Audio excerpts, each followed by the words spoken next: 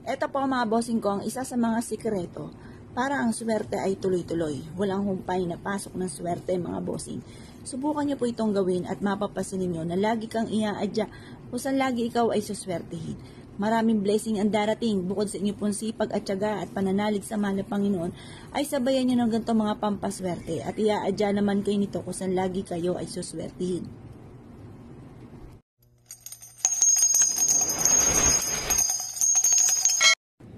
Para laging malaki ang inyo pong benta at lagi po kayo suswertehin, mas mainam mga bossing ko na gawin nyo po ito mga bossing ko bago umalis ng inyo pong tahanan. At ang dulot po nito ay swerte mga bossing. Kung kayo po ay isa sa mga negosyante at nais nyo po na magkaroon ng malaking benta, gawin nyo po ito bago umalis ng inyong tahanan tuwing umaga mga bossing. Or kaya po kapag kayo nasa mood, lalo-lalo na kapag ito ay Martes or Biyernes. At ito po ay sinisigurado ko po sa inyo na buong araw kayo ay suswertihin mga bossing. At may mga darating sa inyong swerte na hindi nyo inaasahan. Ganito lang po ang inyo pong gagawin. Kumuha po kayo ng isang mangkukan na asin or isang platito. Yung mga lokal na asin lamang ang ating gagamitin para hindi ito masayang. Para po konting halaga lamang po ang inyo pong magagastos mga bossing. 20 pesos na asin sa palengke or sa bangketa sa may kariton ay napakarami na. Kaya yan na lang po inyo pong gagamitin. Konting asin lang naman ang ating kailangan mga bossing. At pagkatapos mga bossing ko, kailangan din natin ng langis or kaya po mga bossing, basta kahit anong klase ng langis. Kung mapapasin ninyo, konting-konti na lang tong langis ko at ito po isa sa mga sikreto ko na ginagawa bago umalis ang tahanan mga bossing.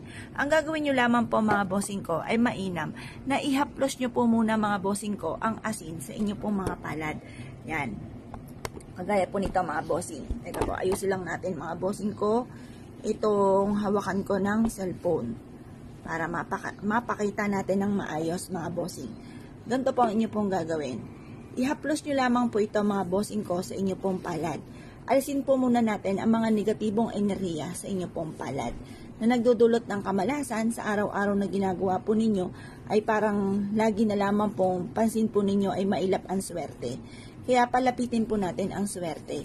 Ihaplos nyo lamang po ito mga bossing ko sa inyo pong palad. At pagkatapos ito mga bossing ko, habang kayo po ay naghahaplos na ganyan, tinatanggal natin ang kamalasan, paulit-ulit ka nagwi-wish na magkakaroon ako ng maraming pera at kailanman na hindi na ako mauubusan ng pera, lagi akong suswertihin.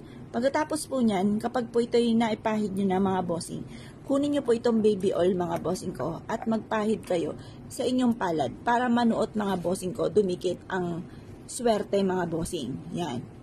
Ngayon pa mga bossing, ang gagawin nyo lamang, ihahaplos nyo po ito sa inyo pong palad, kagaya po nito mga bossing. Yan, haplos nyo lamang.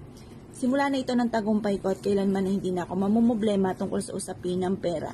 Ugaliin nyo po ito na gawin mga bossing ko at mapapansin nyo po mga bossing ko na instead na nagiging mailap sa inyong swerte ay mas higit kayo nalalapitan ng swerte at mapapansin niyo po na mas magiging magaan ang daloy ng pera.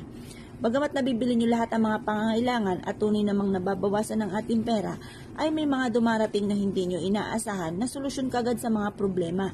Kaya mas mainam po mga bossing ko ay meron kayong mga ganitong mga pamamaraan upang sa ganon ay maiwasan nyo kung ano man ang mga matagal nyo nang pinoproblema mga bossing lalo na tungkol sa usapin ng pera. Ngayon pa mga bossing ko kayo po naniniwala, bago kayo umalis ng inyong tahanan, ay mainam na subukan nyo po muna itong gawin. Kaya kung kayo po naniniwala at naisyo po itong gawin, ay siya mga bossing, good luck po sa inyo po lahat.